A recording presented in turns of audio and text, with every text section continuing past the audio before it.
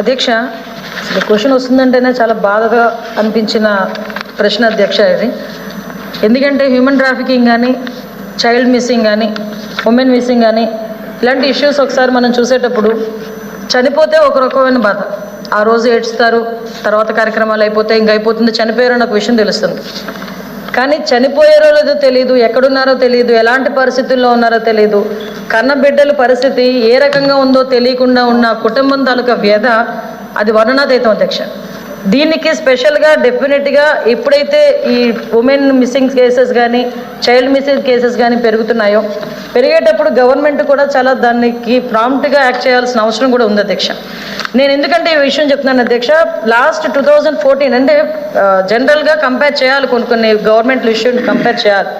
మన last time 2019 to 14 to 18 మనకి reports ప్రకారం చూసుకుంటే అధ్యక్ష, దగ్గర మీకు వచ్చిన రిపోర్టు 14 to 18 అయితే 25,038, అది కూడా ఎన్సీఆర్బి రిపోర్ట్ ప్రకారం. మీకు వచ్చిన రిపోర్ట్ ప్రకారం 30,000 యాజ్ పర్ 2022 ప్రకారం. కానీ 24 ప్రకారం చూస్తే మహిళలు అదేవిధంగా చిన్నపిల్లలు కలిపి దగ్గర 46,538 మంది మిస్ అయినట్టుగా ఆన్ రికార్డ్ కేసెస్ నమోదైనాయి అధ్యక్ష. అంటే ఒక్కసారి మనం ఆలోచన చేసుకుంటే గత చంద్రబాబు నాయుడు గారి గవర్నమెంట్కి, మొన్న జగన్మోహన్ రెడ్డి వైఎస్ఆర్సీపీ గవర్నమెంట్కి తేడా చూసుకుంటే దగ్గర 100% పెరిగింది అధ్యక్ష. నేను ఇందులోని ఉన్న గవర్నమెంట్స్నో లేకపోతే పాలకుల్లో నిందించడానికి నేను మాట్లాడలేదు అధ్యక్ష. జనరల్గా హ్యుమానిటీ బేసిస్ మీద ఆలోచన చేసుకున్నా కనీసం అంతమంది పిల్లలు హ్యూమన్ ట్రాఫికింగ్లో కానీ లేకపోతే మిస్సింగ్ కానీ అవుతున్నప్పుడు పాలకులుగా ఉన్న మనం కానీ అదేవిధంగా పోలీస్ వ్యవస్థ కానీ ఎంత కట్టుదిట్టమైన చర్యలు తీసుకుంటుంది, ఎంత కట్టుదిట్టమైన వ్యవస్థలు నడిపించాలన్న విషయాన్ని మనందరం కూడా అర్థం చేసుకోవాలి అధ్యక్ష. ఎందుకంటే ఇందాక చెప్పారు మన అశోక్ బాబు గారు, అదేవిధంగా పంచమర్తి తండ్రాజు గారు, రామ్ భూపాల్ రెడ్డి గారు మాట్లాడేటప్పుడు వాళ్ళు చైల్డ్ మిస్సింగ్ ఇదే విషయం గురించి జనసేన అధ్యక్షుడు పవన్ కళ్యాణ్ గారు కూడా ప్రతిపక్షంలో ఉండేటప్పుడు పర్టికులర్గా దీని గురించి మాట్లాడితే నేనేమంటానంటే ఒక క్వశ్చన్ వేసాము, దానికి ఆన్సర్ ఇవ్వాలి. దానికి సంబంధించి ఆ రోజు అంటే 30,000 మంది అని ఎన్సీఆర్బి రికార్డు పట్టుకొని చూపించినా కూడా ఆ రోజు అతని మీద తిరిగి కేసులు పెట్టే పరిస్థితి మనం అందరం కూడా చూసాం అధ్యక్ష. అంటే దీన్ని నేను ఉమెన్ ప్రెసిడెంట్గా ఉండేటప్పుడు కీర్తి అని అమ్మాయి మనకి నర్సరావుపేట కాన్స్టిట్యుయెన్సీ, అక్కడ పెదకూరపాడు అనుకుంటా, పెదకూరపాడు కాన్స్టిట్యుయెన్సీ నుంచి ఒక చిన్న పిల్ల తల్లిదండ్రులు ఇద్దరు వచ్చారు నా దగ్గరికి. అప్పటికి అమ్మాయి 3వ సంవత్సరం పుట్టినరోజు చేసుకొని పైన ఆడుకుంటుంటే పిల్లని ఎత్తుకుపోయారు. నా దగ్గరికి వచ్చేసరికి అప్పటికి 1 సంవత్సరం అయింది. ఇప్పటికీ కూడా 4 సంవత్సరాలుగా పిల్ల అయింది ఎవరికి తెలియదు. హోమ్ మినిస్టర్గా నేను ఇంకా అనౌన్స్ చేసిన వెంటనే యూఎస్ నుంచి నాకు మెసేజ్ వచ్చింది, అమ్మ మా అమ్మాయి కనిపించట్లేదు, మా తాలూకా వాళ్ళ అమ్మాయి అని చెప్పి. ఆ అమ్మాయి పేరు సహస్ర. ఆ అమ్మాయి చదువుకున్న పిల్ల, 17 సంవత్సరాల పిల్ల, ఇంటర్మీడియట్ చదువుకుంటే ఎవరు ట్రాప్ చేశారో ఎవరు ఏం చేశారో తెలియదు. ఆ అమ్మాయి సుమారుగా ఈ రోజు వరకు కూడా దగ్గర 6 నెలలు అయింది. ఆ అమ్మాయికి ఈ రోజు వరకు కూడా ఆ అమ్మాయి ఎక్కడుందో కూడా తెలియని పరిస్థితి. అంటే నేను సిస్టమ్ని నిందించట్లేదు, అలాగని చెప్పి వ్యవస్థల్ని తప్పుపట్టడం కాదు అధ్యక్ష. ఫర్మ్గా లేకపోవడం అన్నది ఎంత ఇంపాక్ట్ వస్తుంది అనే విషయం మీద మీకు చెప్పడానికి. అంటే ఒక డబుల్ అయిన తర్వాత కూడా దాని మీద మేము ఒక ఇష్యూ ప్రతిపక్ష నాయకులుగా మొన్న మీరు అందరూ చెప్పారు, దానికి మేము అడిగాము. మొన్న ప్రతిపక్ష నాయకుడు జగన్మోహన్ రెడ్డి 36 రాజకీయ హత్యలు జరిగినాయి అన్నారు. నేను ఆన్ రికార్డ్ తీసుకొచ్చి క్రైమ్ రిపోర్ట్స్ ప్రకారం ఇన్ని రాజకీయ హత్యలు జరిగినాయి, నీ దగ్గర రిపోర్ట్ ఉంటే ఇమ్మని చెప్పి మేము అడిగాము. అది ఒక సిస్టమ్ అధ్యక్ష. అంతే తప్పించి ఆ రోజు పవన్ కళ్యాణ్ గారు కానీ, నారా చంద్రబాబు నాయుడు గారు కానీ, మేమందరూ లోకేష్ బాబు గారు కానీ అందరూ అడిగితే ఉమెన్ మిస్సింగ్ కేసెస్ గురించి తిరిగి మా మీద కేసులు పెట్టే పరిస్థితి వచ్చింది. అది కాదు సమస్యకి పరిష్కారం. ఈరోజు యాక్చువల్గా ఇప్పటి వరకు జరుగుతున్న సిచ్యువేషన్స్ కానీ అధ్యక్ష, నెక్స్ట్ ఇందాక మన భూపాల్ రెడ్డి గారు కూడా చెప్పారు ఒక మంచి పాయింట్ అధ్యక్ష. ఎవరైనా ఆడపిల్ల కనిపించట్లేదు అంటే ముందు వయసు అడుగుతారు. వయసు అడిగిన వెంటనే వచ్చే క్వశ్చన్ ఏంటంటే మీ అమ్మాయికి ఎవరైనా లవర్ ఉందా, లేదంటే మీ ఫ్రెండ్స్ ఎవరైనా ఉన్నారా అంటే నేను ఏమంటానంటే పోలీస్ డిపార్ట్మెంట్ వాళ్ళని కూడా నేను తప్పు పట్టట్లేదు, కానీ ఫర్మ్గా ఉండండి. ఎందుకంటే ఒక ఎంతో బాధతో తల్లి తండ్రులు ఒక బిడ్డ తప్పిపోయిందని వచ్చినప్పుడు వాళ్ళకి క్వశ్చన్ చేసేటప్పుడు కూడా, వాళ్ళని అడిగేటప్పుడు కూడా కొంచెం సమయం పాటించి వాళ్ళు ఓన్ చేసుకొని మనం అడిగితే కనుక సమస్య సగం పరిష్కారం అక్కడే అవుతుంది. సో ఇలాంటి సిచ్యువేషన్స్ కూడా చాలా ఎదుర్కొని అధ్యక్ష, ఇవి ఆన్ రికార్డ్ మీకు 40,000 మంది ఆఫ్ రికార్డ్ పోలీస్ స్టేషన్కి వెళ్తే పరువు పోతుందనో, పక్కింటి వాళ్ళకి తెలిస్తే పరువు పోతుందనో ఇలా చెప్పకుండా నలిగిపోయిన తల్లిదండ్రులు చాలా మంది ఉన్నారు అధ్యక్ష ఈరోజు రాష్ట్రంలో కానీ దేశంలో కానీ. ఎందుకు ఇలా జరుగుతుంది? దీనికి సమస్యకి పరిష్కారం ఏంటి? మీరు అన్నట్టు రూట్ కాజ్ వరకు దీన్ని తీసుకెళ్లాల్సిన అవసరం ఉంది అధ్యక్ష. ఇప్పుడు యాంటీ ట్రాఫికింగ్ యూనిట్స్ అని చెప్పేసి ఉన్నాయి అధ్యక్ష. వీటికి సంబంధించి ఇంతకు ముందు మన గవర్నమెంట్లో చూసుకుంటే 3 మనకి అనంతపూర్ ఒకటి, మీరు అన్నట్టు మనకి గుంటూరు ఒకటి, ఏలూరు ఒకటి. ఎందుకు అటు సైడ్ అనేది నేను కూడా ఈ క్వశ్చన్ వేసిన వెంటనే డిపార్ట్మెంట్ వాళ్ళతో కూర్చొని కూడా చాలా డీప్గా మేము అనాలిసిస్ చేసుకున్నాం.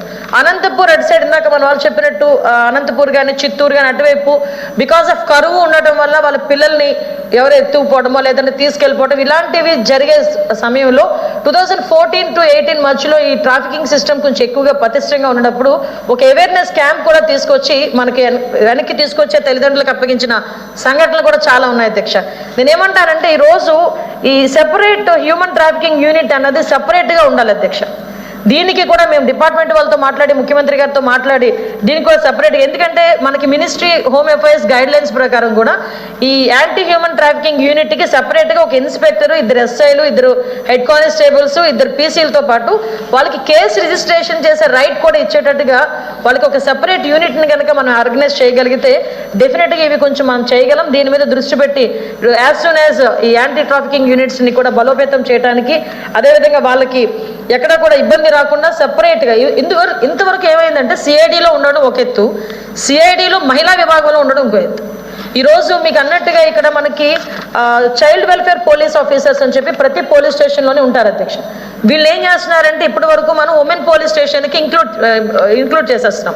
సో కొన్ని కేసెస్ ఈ ఉమెన్ కేసెస్ అలాగే ఉండిపోతున్నాయి. లేకపోతే వీళ్ళందరినీ ట్రైన్ చేసిన తర్వాత వీళ్ళకి సెపరేట్గా ఆఫీసర్ లేకపోవడం వల్ల ఈ ఆఫీసర్ ఆటోమేటిక్గా ప్రమోషన్ వచ్చేసరికి కొత్త ఆఫీసర్ రావడం, మళ్ళీ ఏదో అంటారు కదా మళ్ళీ మొదలు పెట్టాలన్నట్టుగా మళ్ళీ వాళ్ళకి మోటివేషన్ క్లాసెస్ దగ్గర నుంచి మళ్ళీ మనం అన్ని చేసుకునే పరిస్థితి మనకు కనిపిస్తుంది అధ్యక్ష. ముఖ్యంగా ఇంకోటి ఏంటంటే track the missing child portal అని చెప్పేసి ఒక పోర్టల్ ఉంది అధ్యక్ష. ఆ పోర్టల్లో ఏంటంటే ఎక్కడైనా ఎవరైనా ఒక చిన్నపిల్ల కానీ పెద్దవాడు కానీ ఎవరైనా మిస్ అయిన వెంటనే ఆ పోర్టల్లో కనుక మనం అప్లోడ్ చేస్తే దేశంలో ఎక్కడైనా వాళ్ళ ఫోటోతో అప్లోడ్ చేస్తే దేశంలో ఎక్కడైనా కూడా వాళ్ళ ఐడెంటిఫికేషన్ ఏదైనా వస్తే ఈజీగా పట్టుకునే సిస్టమ్ కూడా ఒక పోర్టల్ ఉంది అధ్యక్ష. దాన్ని కూడా కొంచెం అప్గ్రేడ్ చేయాలి.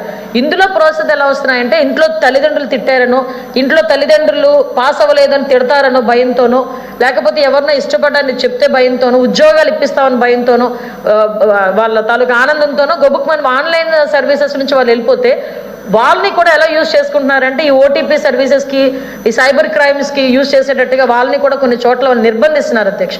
కొంతమందిని చూస్తే ఇప్పుడు చాలా మంది మాకు మెసేజ్లు పెడుతున్నారు అధ్యక్ష, ఈ ఉమెన్ ట్రాఫికింగ్ విషయంలోని కానీ చైల్డ్ మిస్సింగ్ విషయంలోని కానీ.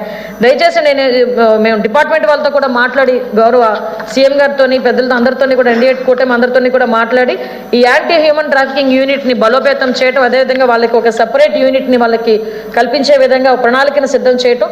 అదేవిధంగా ఒకటే అధ్యక్ష, ఏదైనా సరే లా అండ్ ఆర్డర్ విషయంలో ఎట్టి పరిస్థితుల్లోని కూడా బ్యాక్ స్టెప్ వేసే పరిస్థితి ఈ గవర్నమెంట్కి లేదు. ముఖ్యంగా ఉమెన్ వెల్ఫేర్ విషయంలోనే కానీ ఉమెన్ ప్రొటెక్షన్ విషయంలోని కూడా ఎక్కడా కూడా ఎవరిని కూడా టాలరేట్ చేసే అవసరం లేదు. అందువల్లే భాగంలోనే మీరు ఒకసారి ఆలోచిస్తే అధ్యక్ష, మొన్న మేము గవర్నమెంట్లోకి వచ్చి ప్రమాణ స్వీకారం చంద్రబాబు నాయుడు గారు ముఖ్యమంత్రిగా ప్రమాణ స్వీకారం చేసిన తర్వాత వచ్చిన చైల్డ్ అబ్యూజెస్ ఏదైతే రేప్ అండ్ మర్డర్స్ ఇష్యూ కానీ ఎక్కడైనా కూడా ఇమీడియట్గా ఎవడైతే ఆ నిందితుడు ఉన్నాడో నిందితుడిని పట్టుకొని పోక్సో యాక్ట్ కింద స్పెషల్ కోర్టుల కింద వాళ్ళని పంపించడం, అదేవిధంగా ఇమీడియట్గా అరెస్టులు చేసి రిమాండ్కి పంపించడం కూడా జరిగింది అధ్యక్ష. ఎక్కడ కూడా ఒక్కటి కూడా మేము విడిచిపెట్టడం కానీ ఇప్పటివరకు పట్టుకోలేకపోయాము అని చెప్పడానికి కానీ కూడా ఆస్కారం లేదు అధ్యక్ష. ఇది అయినప్పటికీ కూడా నేనేమంటానంటే ప్రభుత్వం ఇప్పుడు లాస్ట్ మనం ఉన్న సిచ్యువేషన్స్లో ప్రజలు కొంచెం ఇబ్బందుల్లో ఉన్నారు. అంటే ఇలాంటి గంజా అవనేయండి, ఉమెన్ ట్రాఫికింగ్ అవనేయండి, డ్రగ్స్ అవనేయండి, లాస్ట్ 5 సంవత్సరాల పాపం అవనేయండి, whatever it may be ఏం జరిగినా కూడా కొన్ని ఇబ్బందులు అయితే ఉంది.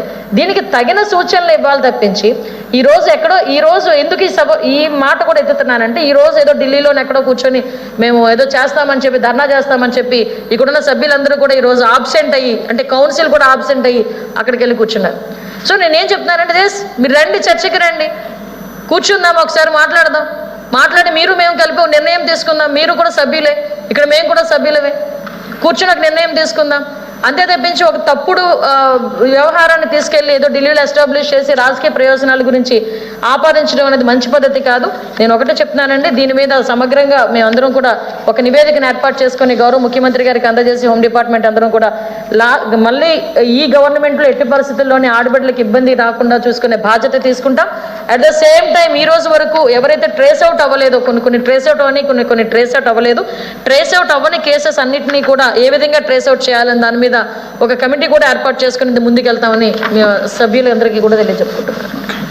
Question number 13407 minister for home.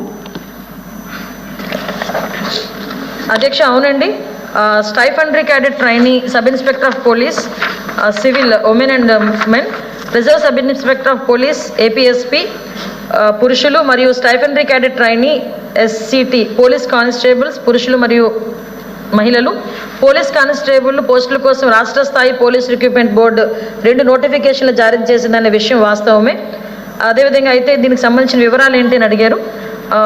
Stipendiary cadet trainee, sub inspector of police, reserve sub inspector of police post నిమిత్తం 28/11/2022 తేదీన 315 ఎస్సిటి ఎస్ఐలు, అదేవిధంగా సివిల్ పురుషులు మహిళలు పోస్టులు మరియు 96 ఏపీఎస్పీ ఆర్ఎస్ఐ ఏపీఎస్పీ పురుషులు పోస్టుల కోసం నోటిఫికేషన్ జారీ చేయడమైంది. అంతేగాక 20/12/2023 తేదీన ఎంపిక జాబితాను జారీ చేసి అన్ని పోస్టులను భర్తీ చేయడమైంది. పైన పేర్కొన్న అభ్యర్థులందరి కోసం పోలీస్ శిక్షణ కళాశాల పీటీసీ అనంతపురంలో నియామక శిక్షణ జరుగుతుంది. Stipendiary cadet trainee, police constable పురుషులు మరియు మహిళలు, అదేవిధంగా సివిల్ పురుషులు మరియు మహిళలు పోలీస్ కానిస్టేబుల్ పోస్ట్ నిమిత్తం 28/11/2022 తేదీన 3580 ఎస్సిటి పీసీల సివిల్ పురుషులు మరియు మహిళల పోస్టులు, 2520 ఎస్సిటి పీసీల పోస్టుల కోసం నోటిఫికేషన్ జారీ చేయడమైంది. అంతేగాక 22/1/2023 తేదీన ప్రాథమిక రాత పరీక్ష నిర్వహించి 5/2/23 తేదీన ఫలితాలు ప్రకటించడమైనది. ప్రాథమిక రాత పరీక్షలో మొత్తం 4,58,219 మంది అభ్యర్థులు హాజరయ్యారు. వారిలో 95,208 మంది అభ్యర్థులు అర్హత సాధించారు.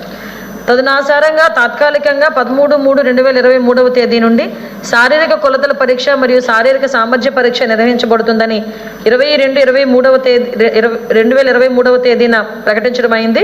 అయితే శారీరక కొలతల పరీక్ష, శారీరక సామర్థ్య పరీక్షలు శాసన పరిషత్ ఎన్నికల వల్ల వాయిదా వేయడమైనదని 13/3/2023 తేదీన ప్రకటించడమైనది. ఈలోగా విభిన్న వ్యక్తుల ద్వారా కొన్ని కోర్టు కేసులు దాఖలయ్యాయి.